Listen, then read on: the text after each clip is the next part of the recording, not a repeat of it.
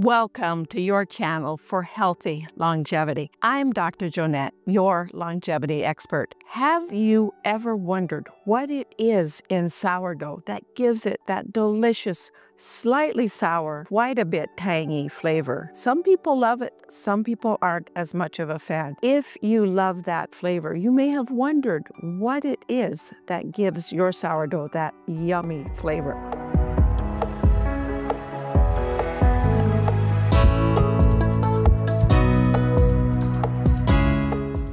Today's video, I'm going to show you how to feed your sourdough starter. And as part of that process, we are going to learn what it is in your sourdough that gives it that flavor. And the other question people ask me, is that sourness good for me?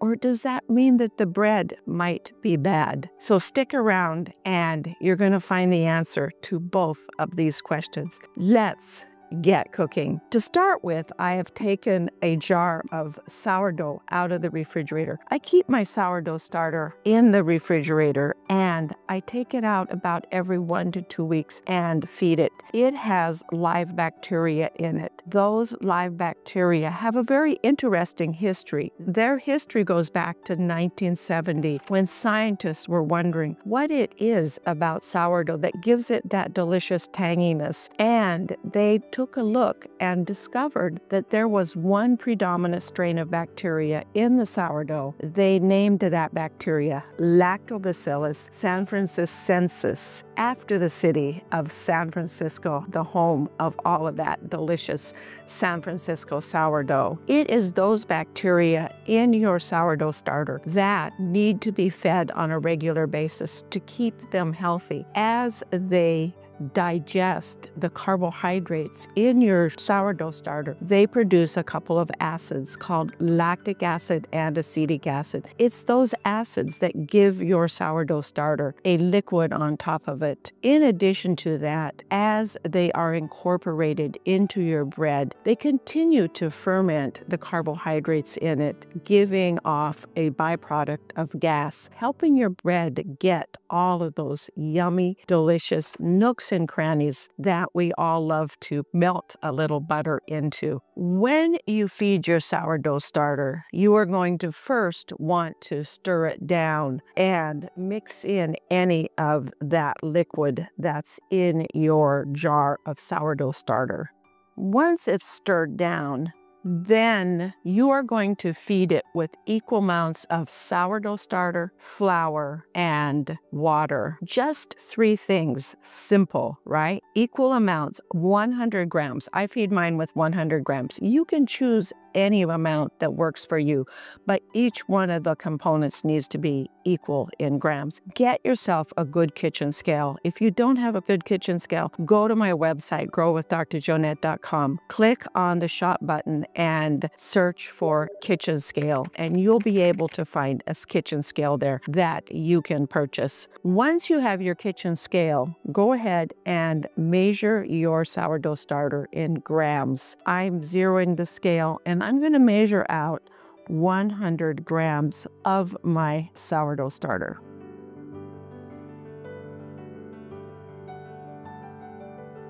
$100 grams on the nose. Now we have a whole bunch of sourdough left in the jar. What are you going to do with it? The possibilities are really exciting. You could make some sourdough biscuits, sourdough pancakes. You could add it to cakes, to cookies. So many ways that you can use your sourdough discard. It's called sourdough discard because it used to be discarded, and then we realized it is actually so healthy for you that you can incorporate it in many, if not most, of your baked goods. For ideas and recipes, go to my website at growwithdrjoanette.com and you will find ways that you can use your sourdough discard to create more delicious and healthy recipes. We'll set this aside and go ahead and add our flour and our water. I zero it again and add 100 grams of flour. That's a little less than a cup of flour. 120 grams is a cup of flour. So it's a little less than a cup of flour. And we're getting there. Perfect, 100 grams.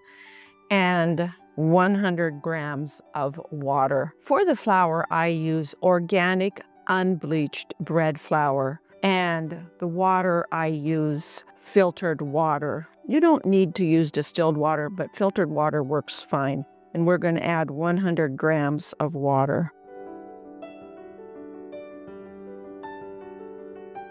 Perfect. Now all I have to do is mix it up, and it is going to go into a warm place to let your bacteria in your starter do their thing. In other words, they've been sitting in your fridge and they're a little chilly and very, very hungry. All of that extra flour you added is food for your bacteria, and the water keeps your starter from getting too thick and gummy so that the bacteria have lots of room to create and do their thing to keep your sourdough starter healthy. I'm going to cover this up and it'll go right into the oven. You may have wondered, why are you putting it in the oven? I'm putting it in the oven because I only have the pilot light on in the oven. It adds a perfect amount of warmth to the oven to give my sourdough starter exactly the right temperature and environment for the bacteria to do their thing. Once this sourdough starter has doubled in volume, in other words, it'll be puffy and have lots of yummy looking bubbles in it, it is ready to go back into our jar and back into the fridge for another 2 weeks. By the way, don't forget and turn your oven on and cook your sourdough or bake your sourdough starter. It's not going to be good for all of those bacteria that are in it. I've done it, trust me. While the bacteria in our sourdough starter are doing their thing, let's talk about the health longevity benefits of sourdough. Yes, that sour taste in your sourdough, it is good for you. It's not bad, it's healthy. Why is it healthy? It's healthy because that taste is due to acetic and lactic acid. That are the fermentation products of the bacteria in your sourdough, fermenting the carbohydrates. As the bacteria ferment the carbohydrates, they produce acid. And as they ferment the carbohydrates, they are basically pre-digesting your carbohydrates, lowering the glycemic load of your sourdough bread. Bread has a high glycemic index, but sourdough bread has a much lower glycemic index, making it a good addition to a healthy longevity diet. And there's also another reason that it is a good addition to a healthy longevity diet, and that is because it also breaks down the gluten that's in your dough. If you are gluten sensitive, not gluten allergic, not celiacs, but gluten sensitive, this is one bread that you can eat and your system most likely will be able to tolerate. Not everybody, but most people who are gluten sensitive are able to tolerate sourdough bread and include it as part of their healthy longevity diet as well. It's been about 4 hours since I put the sourdough starter into the oven, and the yeast has been doing its thing. Let's check it and see how it's coming along. It has very close to doubled in size, and when I take the lid off or the cover off of it, you can see there's lots of nice puffy bubbles in the top of the sourdough starter. That tells me that it is ready to put back into our hinge jar and back into the refrigerator for another 1 to 2 weeks. I just go ahead and scrape all of the sourdough, just pour it into the jar and get as much of it as I can. Remember, you're only going to be using 100 grams of what you put into the jar when you go to feed it in 2 weeks. So if there's a little bit left in the bowl, not a big deal. Now, if it was been 3-4 hours and your sourdough has not doubled in size and is not all puffy and full of air bubbles, go ahead and let it go for another couple of hours. And then you're going to want to feed it a second time. You want to make sure that your sourdough is nice and vigorous and healthy when you put it back into the refrigerator. Thank you for watching, clicking that like button, as well as subscribing. When you go to my website, you'll be able to find the products I use on this video, as well as a recipe there for how to then take your sourdough starter and use it to make some naturally leavened whole grain sourdough. In addition to that, there's a lot of healthy longevity information as well as healthy longevity recipes. And we'll see you next time on your channel for healthy longevity.